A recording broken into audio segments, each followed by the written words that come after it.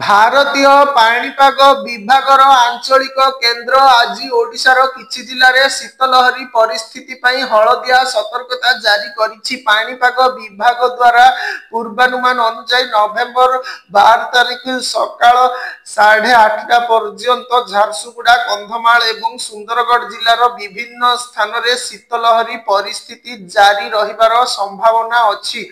नवेम्बर 12 तारिख सकाळ 8:30 रु नवेम्बर 13 सकाळ 8:30 पर्यंत एही जिला गुड़िकरे समान पाणीपाग पूर्वानुमान जारी करा जाइछि। एहा आहुरी मध्य पूर्वानुमान करिछि जे आगामी 24 घंटा मध्य रे सर्वनिम्न तापमात्रा 2 रु 3 डिग्री सेल्सियस ह्रास पाइबार संभावना अछि एवं तापरे ओडिशार जिला गुड़िकरे कौनसी बड़ परिवर्तन हेबो नाही। आईएमडी अनुसार गतकालीर सर्वाधिक तापमात्रा पारलाखेमुंडी रे 33.4 डिग्री सेल्सियस रेकर्ड करा जाइथिबा बेले दक्षिण ओडिशा समतल अंचल फुलबाणी रे सर्वनिम्न तापमात्रा 11 डिग्री सेल्सियस रेकर्ड करा जाइथिला।